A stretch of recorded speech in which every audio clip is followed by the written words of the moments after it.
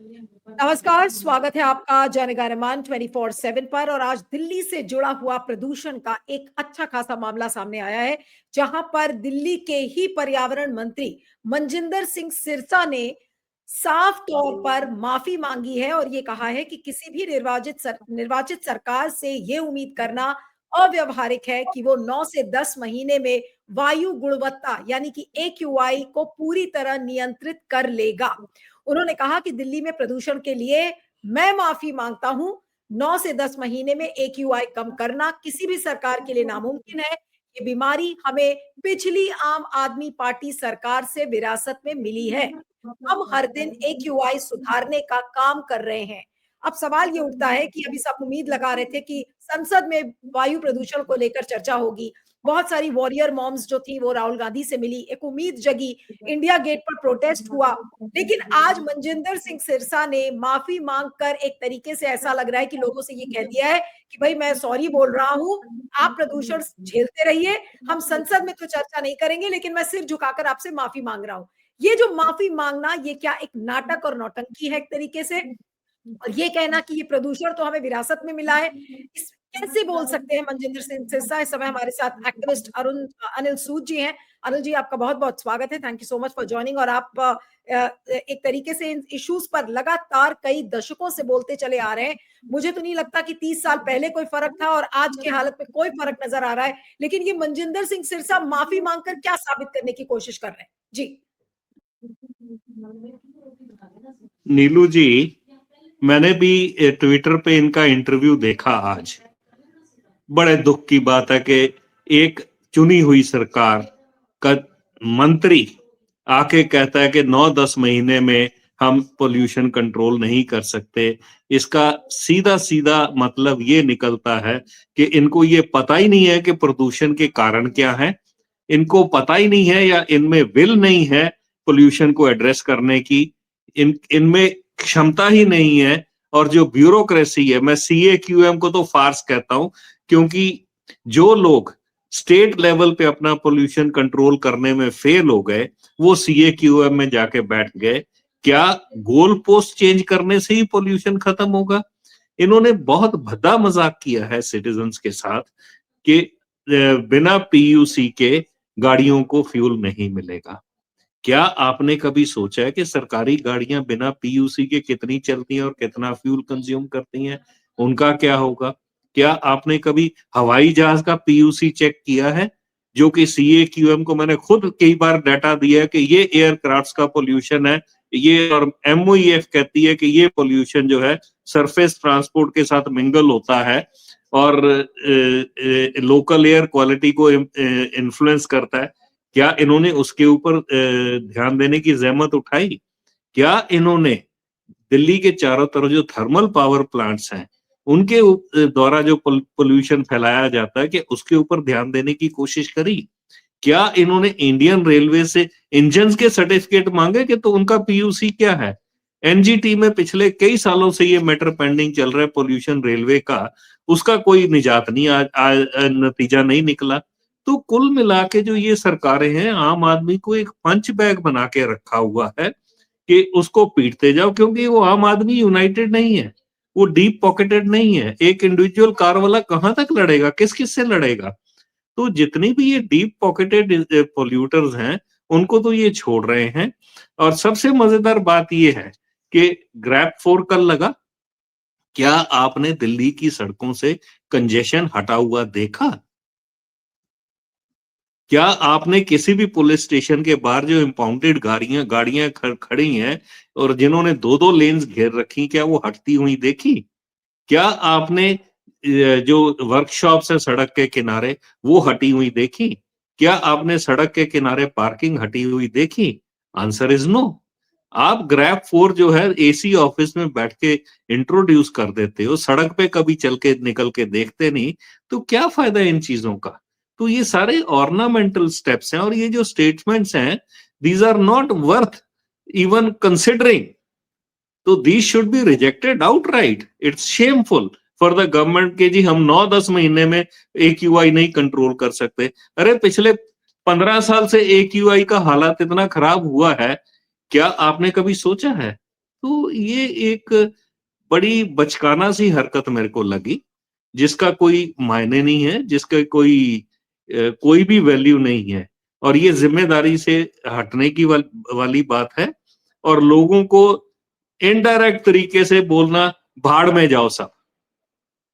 I am sorry to से use this word, लोगों को इनडायरेक्टली बोला गया तुम जाओ भाड़ में, और भुगतो जो हो रहा है वो भुगतते रहोगे। नहीं, लेकिन बाद में ये ओवर टू कहना, यू नीलू। उन्होंने ये भी कहा कि ये प्रदूषण हमें विरासत में मिला है। आम आदमी पार्टी पर उन्होंने हमला करने की कोशिश की, इस पर क्या कहेंगे? सी, ऐसे है, आम आदमी पार्टी ने भी कुछ नहीं किया पोल्यूशन पे। उससे पहले कांग्रेस थी, उन्होंने भी पोल्यूशन पे हाथ खड़े कर दिए। क्योंकि अब जो पोल्यूशन का आप रीजन अगर देखोगे, ग्रैब 4 लगते ही कंस्ट्रक्शन बंद हो गई। कंस्ट्रक्शन बंद होते ही फॉर्चुनेटली आज हवा भी अच्छी चल गई। तो जब ऊपर वाला मेहरबान था, कंस्ट्रक्शन बंद हुई, तो आज आकाश साफ हो गया। कल अगर विंड डायरेक्शन नहीं होगी और खुदा ना खास्ता इन्होंने फिर ग्रैब 4 रिलैक्स कर दिया, आप वापस वहीं पहुंच जाएंगे। तो कुल मिला के अगर आप ग्रैब 3 से पहले की स्टेजेस देख लीजिए, वो सारी फार्स हैं। क्योंकि सारा पोल्यूशन आज की डेट में दिल्ली में कंस्ट्रक्शन से रिलेटेड है। पूरी दिल्ली में सब जगह एनबीसीसी की कंस्ट्रक्शन चल रही है, कहीं जेएनयू में कंस्ट्रक्शन चल रही है, तो लोगों की भी प्राइवेट कंस्ट्रक्शन भी चल रही है। तो ये सारा पोल्यूशन, डस्ट पोल्यूशन जो बेसिकली है, ये कंस्ट्रक्शन से रिलेटेड है। और जैसे ही कंस्ट्रक्शन एक्टिविटी बंद हुई, आपने नतीजा आज देख लिया। बल्कि कल दोपहर से ही आपने देखा होगा नतीजा, कल दोपहर से ही धूप खिली थी। तो क्या इंडिकेट करता है ये? क्योंकि ये कंस्ट्रक्शन नहीं बंद करना चाहते, इसलिए ये कहते हैं कि जी हम पोल्यूशन नहीं कंट्रोल कर सकते। क्या दिल्ली की कैरिंग कैपेसिटी है इतनी कंस्ट्रक्शन झेलने की? Over to you. सूद साहब, लेकिन ये बताइए कि मनजिंदर सिंह सिरसा का प्रदूषण पर माफी मांगना, और दिल्ली के एनवायरमेंट मिनिस्टर हैं, उसी दिल्ली में मोदी जी रहते हैं, उसी दिल्ली में तमाम नेता रहते हैं, लटियन दिल्ली में जहां पर ये चीजें, हार्ट ऑफ दिल्ली में प्रोटेस्ट हो रहा है, क्या आज एक तरीके से मनजिंदर सिंह सिरसा का माफी मांगना, क्या ये एक तरीके से कह रहा है कि मोदी जी भी यही कह रहे हैं कि भाई माफ कर दो पोल्यूशन पर? ऐसे है, इस स्टेटमेंट की तो मेरे हिसाब से कोई वैल्यू ही नहीं है। It should be discounted at the first stage. और रही भारत सरकार, जो डाटा, सारा का सारा डाटा फज होता है, चाहे वो डीपीसीसी है, चाहे वो सीपीसीबी है, चाहे वो आप नॉइस पोल्यूशन की बात कर लो, चाहे एयर पोल्यूशन की बात कर लो। एयर पोल्यूशन के डाटा फजिंग की मैंने जो असेसमेंट थी, दिल्ली हाई कोर्ट में अपनी रिट पिटीशन पीआईएल में फाइल करी थी 2020 में।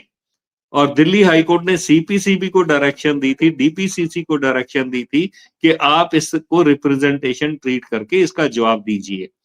5 साल बाद मेरे को जवाब आता है, और उस जवाब में पोल्यूटर से पूछा गया, और एक ऐसी इंस्टीट्यूशन आईआईटी कानपुर जिसने के लिख के दिया था कि aviation does not pollute Delhi, उससे सॉल्यूशन पूछा गया। और एक छोटी सी चिट्ठी गलती से इनके साथ उस जवाब में लग गई, जो इन्होंने सीपीसीबी ने सीएसआईआर नीरी को लिखी थी, और उसमें सीएसआईआर नीरी को कहा गया था कि आप ये एस्टेब्लिश करिए कि aviation does not pollute Delhi. तो सीएसआईआर नीरी ने लिखा कि ये हमारी कंपिटेंस से बाहर है। तो विच शोज कि सारी की सारी इंस्टीट्यूशन जो है गवर्नमेंट की, वो पोल्यूटर्स के साथ मिली हुई हैं। डीपीसीसी ने 2022 तक मेरे को डाटा दिया, उसमें बड़ा क्लियर इमर्ज होता था कि एयरपोर्ट पे पोल्यूशन लेवल बहुत ज्यादा है। एक स्टेज पे जुलाई 2019 में वहां पे PM10 जो था वो लगभग 8,900 म्यूजी था। जब मैंने 22-23-23-24 का डाटा मांगा, तो इन्होंने कहा जी हमने एयरपोर्ट का CAAQM स्टेशन ही बंद कर दिया है, ना रहेगा बांस, ना बजेगी बांसुरी। अब आप इनके CAQM का अगर लोकेशन देखेंगे दिल्ली में, पोल्यूशन के जहां जहां हॉटस्पॉट्स हैं वहां पोल्यूशन मॉनिटरिंग नहीं होती है। चाहे वो रेलवे स्टेशन हैं, चाहे वो बस स्टैंड हैं, चाहे वेस्ट टू एनर्जी प्लांट्स हैं, चाहे वो सैनिटरी लैंडफिल्स हैं। क्या मतलब है इसका? क्या ये सारे चंदन, हल्दी, तुलसी और जीरा अजवाइन फेंकते हैं? सिर्फ कारें ही पोल्यूट करती हैं? तो ये बड़ा इनसेंसिटिव सा एटीट्यूड है सरकारों का, इंस्टीट्यूशनल गवर्नमेंट इंस्टीट्यूशंस का, और इनको अभी आम आदमी से कुछ आपको लेना देना याद है, नहीं है। अभी एक स्टार्ड क्वेश्चन में रिप्लाई में सरकार ने ये कहा कि उनके पास तो ऐसा कोई डेटा ही नहीं है, क्योंकि डेरेक ओब्रायन ने शायद पूछा था कि पोल्यूशन से मरने वालों की का डेटा है या नहीं है। सरकार ने ये कह दिया कि उनके पास तो कोई डेटा ही नहीं है। सी, लोकतंत्र में, लोकतंत्र के मंदिर में बैठ के इतनी बड़ी बेइज्जती सिटीजन्स की कभी नहीं हुई आज तक। ये एक और सरकार की नाकामी है, जिसको पता ही नहीं है कि सीपीसीबी ने 2019 में स्टेटस और पोल्यूशन का जो है उसमें अपनी रिपोर्ट में एडमिट किया हुआ है कि किस किस तरह के एयर पोल्यूशन से कौन कौन सी बीमारी होती है।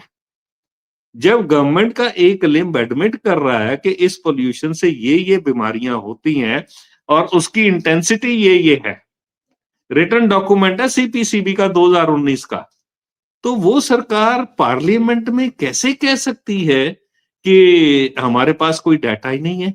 जबकि डीजीएचएस, स्टेट डीजीएचएस के पास डाटा जाता है हॉस्पिटल से, डिजीज वाइज मॉर्टेलिटी क्या है, कैंसर के केसेस का डाटा जाता, सब डाटा जाता है। तो कैसे इनके पास डाटा नहीं है, ये मेरी समझ से बाहर है। और लोकतंत्र में नागरिकों की इससे बड़ी बेइज्जती नहीं हो सकती। Over to you.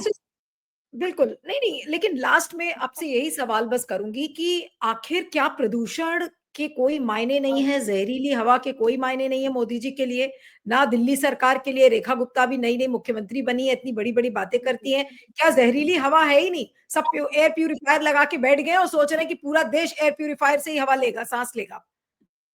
देखिए, इन लोगों को आम आदमी से कुछ लेना देना नहीं है। मैं रिपीट करता हूं बार बार, चाहे टॉप से लेके बॉटम तक, पॉलिटिकल लेवल, आप हायरार्की की बात कर लो, इनको आम आदमी से कुछ लेना देना नहीं है, इनको कोई फर्क नहीं पड़ता। लुटियन दिल्ली में आप कभी भी चले जाइए तो एक्यूआई लेवल कंपैरेटिवली कम होगा बाकी दिल्ली के बाकी हिस्सों से। और इनके घरों में तो एयर प्यूरीफायर लगे हुए हैं, इनके ऑफिस में एयर प्यूरीफायर लगे हुए हैं, इनकी गाड़ियों में एयर प्यूरीफायर लगे हुए हैं। फिर इनको 5 स्टार ट्रीटमेंट भी मिल जाता है, 5 स्टार डाइट भी मिल जाती है और 5 स्टार दवाइयां भी मिल जाती हैं। आम आदमी को क्या मिलता है? आम आदमी तो धक्के खा रहा है। तो इनको कोई फर्क नहीं पड़ता, इनको हमारे आपसे कुछ लेना देना नहीं है और इनको पोल्यूशन की कोई चिंता नहीं है। उसका रीजन ये है, मैं बिफोर कंक्लूडिंग, अभी तो अरावली है जिंदा, जिस दिन ये अरावली चली गई उस दिन आप देखना दिल्ली का क्या हाल होता है और कितने एयरपोर्ट बंद होते हैं, कितने इनके नेटवर्क ब्रेकडाउन होंगे, कितना इनका पावर डिस्ट्रीब्यूशन सिस्टम कोलैप्स होगा, ये आप देखते जाइएगा। अरावली जिस दिन चली गई, जिस हिसाब से अरावली की डेफिनेशन चेंज करी है, आपका entire north will be burning, entire north include human life. तो वाइल्ड लाइफ की तो बात छोड़ो, वो तो खत्म होगी, आप ह्यूमन लाइफ भी रिस्क में है। तो आपके थ्रू मैं ये कहना चाहूंगा, we are heading for disaster, और इन लोगों को अगर अब नहीं जागे तो शायद बहुत देर हो जाएगी। नहीं ओवर तो टू यू। आप एक तरीके से ये कह रहे हैं कि मोदी जी और जितना भी नेतागण है, जो पॉलिटिकल फ्रेटर्निटी के लोग हैं, वो सब प्रलय लाने के लिए कमिट कर चुके हैं अपने आप को, प्रलय पे बिल्कुल बैठे हुए, प्रलय के ढेर पर। बिल्कुल बिल्कुल बिल्कुल, इन्होंने जो है डिसाइड कर लिया है कि हमने ब्रह्मा की तरह सेल्फ डिस्ट्रक्शन मोड में जाना है, हमने हिंदुस्तान का सत्यानाश करना है, हिंदुस्तान को डिस्ट्रॉय करना है। उसके बाद जो है परमात्मा भी जो है, अनफॉर्चुनेटली नीलू जी, आज की डेट में भगवान शिव भी इंडिया से बाहर जाके श्रीलंका के समुद्र के पास बैठ गए हैं। भाई तुमने जो करना है कर लो, मैं तुम्हारा कुछ नहीं कर सकता। भगवान ने भी जो है भरोसा हिंदुस्तान पे छोड़ दिया है और इनके हाल पे छोड़ दिया, तुमने जो करना करते रहो, मैं चला यहां से। बिल्कुल, बिल्कुल। चलिए वी आपका आर बहुत-बहुत हेडिंग फॉर सेल्फ डिस्ट्रक्शन। बिल्कुल, बिल्कुल। बहुत-बहुत शुक्रिया आपका mister Sood, thank you so much for joining. Thank you.